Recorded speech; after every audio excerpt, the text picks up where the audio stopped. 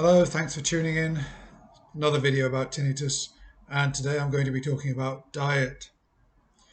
So, when I first got tinnitus and I started searching around um, about ways to reduce the level, there seemed to be a lot about diet, and in particular, certain components of a normal diet, which if you reduce them, you could hopefully have an impact on your tinnitus levels. So, just to go through some of these that I tried. Salt is an obvious one. So the idea is that the more salt you have in your diet, the more fluid retention there is in your body. And I think the idea is if you've got fluid behind the ear, it's helping to create this pressure, which increases the tinnitus. And reducing your salt intake could reduce the amount of fluid. It can also reduce your blood pressure. So I have to say, with salt, I've been experimenting. I experimented for several months, and I concluded in the end that my salt intake has zero impact on my tinnitus. Now we're all different, and it may be different. It may be different with you, but I would suggest that you initially reduce your salt intake to about I don't know, three grams a day, which is very low. 4 grams maybe. I mean, it's the sodium part of the salt which is a bigger problem, but because salt, I think it's sodium chloride. So get down to maybe 3, 4 grams a day. See if it makes a difference. Do it for maybe 1 or 2 weeks, and and then increase the salt and see if it gets worse. Maybe have a salty takeaway or something. I don't know, or just increase the salt for a few days and see if you can detect any difference. Personally, for me, it doesn't make any difference. So I wouldn't say I overdose on salt. I'm fairly reasonable with salt, but I don't think for me it makes a difference. But by all means, try it. Sugar's another one. Again, I experimented with sugar, and I couldn't find any difference for myself. But try sugar, try reducing your sugar, and see if it makes a difference. Try these things one at a time. Don't do them all at the same time. Otherwise, you won't know which component is having an impact. Yeah, so I mean, with sugar, most people average sugar intake is about 15, 20 grams a day of free sugars. So free sugars are mainly sort of processed and refined sugar, whereas natural sugars are those found in fruit. So in theory, you can eat as much fruit as you want, except for fruit juice, because the way that fruit juice comes, it's counted as a free sugar, unfortunately, because, well, I happen to love fruit juice and a lot of people do, but as it doesn't impact me anyway, it doesn't make any difference. But um, try with free sugars. Now, if you get down to maybe 10 grams of sugar a day, that's not much sugar. I mean, in one donut, there's about 20, 25 grams of sugar in one donut. That's your whole standard daily allowance in one donut. Biscuits. I found a neat little biscuit that had 10 grams of sugar in it when I was trying low sugar. I broke that into two. I had one piece in the morning with a coffee and one piece in the evening. That was my sugar for the day. Also, taking into account that other products have got added sugar, like baked beans and bread, and they all count as free sugars as well. So you need to be, if you want to experiment with sugar, you need to be looking at where all your free sugars are coming from and try and eliminate them if you can. Obviously, processed foods are going to have lots of free sugars in them, and whole foods won't. You can control how much sugar you're eating. So, no, sugar didn't make any difference for me, which is good because I love sugar and, I try to be fairly reasonable. And I just like to say that the reason I'm advising that you try all these things and not just assume they're reducing your tinnitus is, I mean, sugar, for example, is a comfort food.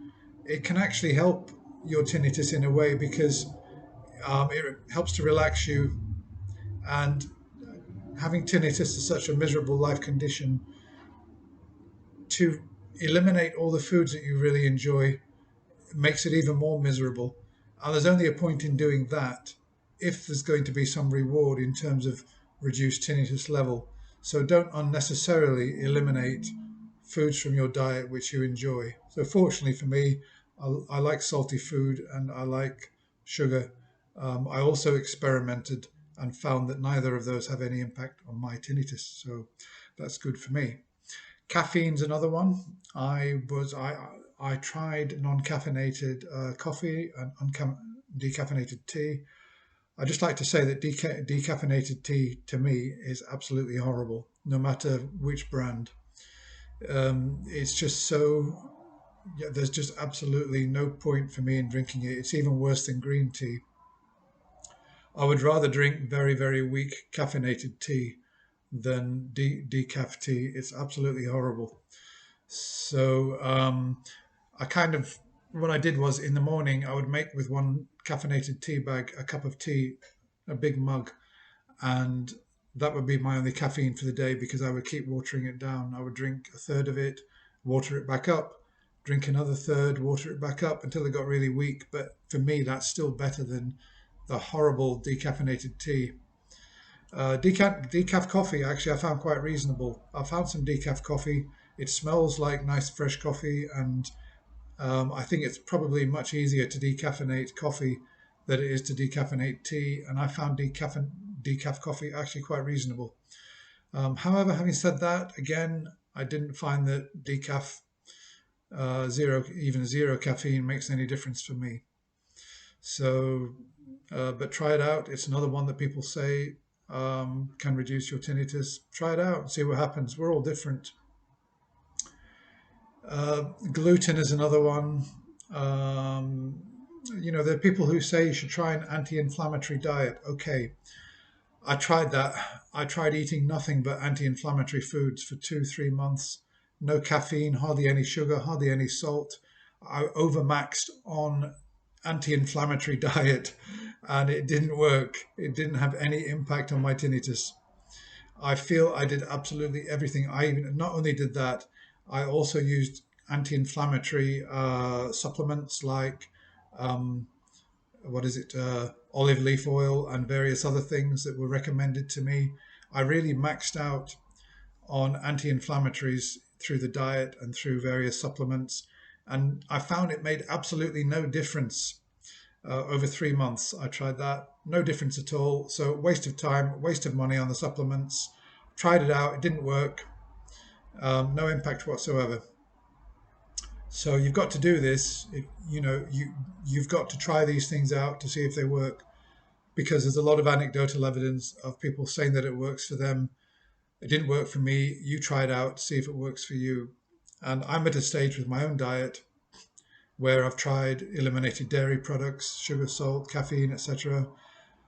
Nothing seems to work. Nothing, nothing, nothing. So with my diet, I'm fairly relaxed with my diet. I more or less eat what I want. But that doesn't mean to say that it might not work for you. Try it and see what happens. Having said that, um, 2 nights ago, I went to bed, and in the middle of the night, I woke up. Now, I've got unilateral tinnitus in my left ear, and it's more or less like a continual hiss, like tss, like that. Tss. Sometimes there's a sharp, sort of zinging sound running straight through the middle of it. A very sort of high pitched,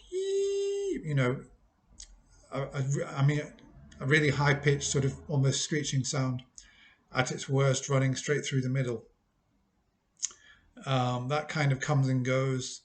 I've got a YouTube video sound which I use, which smooths it off, and I'll talk about that in another video, because that's one of my ways of combating my tinnitus when it ramps up a level. I'll come to that another time on another video when I'll be talking about sound therapy.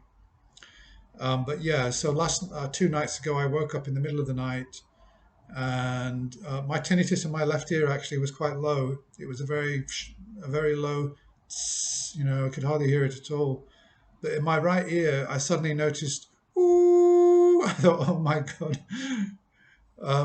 I mean, going from unilateral tinnitus, everybody fears that they're going to get it bilateral, and I fear that as well. So in my right ear, there was like a ooh, ooh, You know, sort of high pitched sound like when the television turns off at broadcast stops at night. They used to play a kind of high pitched ooh, and this ooh was in my right ear. I thought, oh my God, what's that? I sort of did this a few times, and that kept me awake for about half an hour. I thought, oh, I don't believe it. You know, I've got bilateral tinnitus now. What the hell am I going to do? And I was awake for about an hour at least. It was 5 o'clock in the morning. I think eventually exhaustion got me to sleep, and I woke up in the morning and it had stopped. And I thought, oh, what? I suddenly thought, what did I eat last night? I thought, what did I do last night that could have brought that on? Well, I don't know if it's connected. I don't know if it's connected at all. These, I love olives, right? Now, I don't eat too many olives. Maybe if I have a meal, I have maybe 2 or 3 olives with a meal, sometimes, not always. I absolutely adore olives. I mean, I could eat them all day. So I've got this jar of olives. So the night when I went to bed and I got the ooh in my right ear, I don't know if it's connected. Maybe it is, maybe it isn't. I've never done this in years. I went crazy on olives at 10 in the evening, 11 in the evening before I went to bed. I literally ate one after the other about 20 olives out of this jar. Um, what are the ingredients? Olives, water, salt, acidity regulator, and lactic acid. Okay, so I had 20 of those. I really overdosed on them before I went to bed. And I had that ooh sound in my right ear.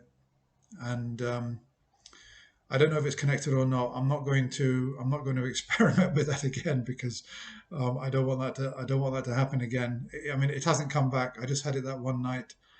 Last night I was okay. Um, Although last night, actually, just before I wrap this video up, so I don't really want to get off topic too much about foods. My conclusion is I haven't found, I mean, I found that this may well have caused me a negative issue, but on foods, just experiment and see what works for you. Try one food after the other, experiment. I mean, gluten, you know, sugar, salt, and everything else, I found has no impact for me. Anti-inflammatory diet, no impact at all. So I more or less eat what I want within moderation. Fasting is something else. I'll come onto that in another video because I think fasting could be useful. Um, so just coming back to last night, I went to a ballet. I've not been to any concerts in a while, and I took a pair of earplugs just in case. I went to see Sleeping Beauty by Tchaikovsky. Small theatre. I placed myself 5 rows from the front. I suddenly realised, well, first of all, there's no orchestra. They were playing the music through speakers. I decided to sit at the back, so I found a place at the back instead. And when the performance started, literally within 2 minutes, no earplug protection, my tinnitus in my left ear suddenly ramped up. That zinging sound, I've got a hiss. That zing, you know, that zing, suddenly sharp zing was suddenly so loud in my left ear. Oh my God. I got my both earplugs in straight away and listened to the rest of the performance with earplugs. And I came out and it was still ringing quite loudly in my left ear. Uh, it decreased a bit by the time I got to bed. And in the morning, it had kind of leveled out by about 50%. It was still there, the zinging sound. And I used that video on YouTube, that neuromodulation sound, and that smoothed it off. So that's gone now. But just to say, yeah, if you do go to concert, that taught me a lesson. If you go to concerts with loud environments, don't take any chances. Put earplugs in because, uh, I mean, I don't think I caused any damage because the sound wasn't too loud, but it did trigger it a bit. But definitely use earplugs. Okay, let me know about diet. Has it worked for you? And have you had any success with eliminating sugar, you know, salt, caffeine, whatever? For me, doesn't really seem to work, but yeah, olives did cause me a problem. Okay, bye for now.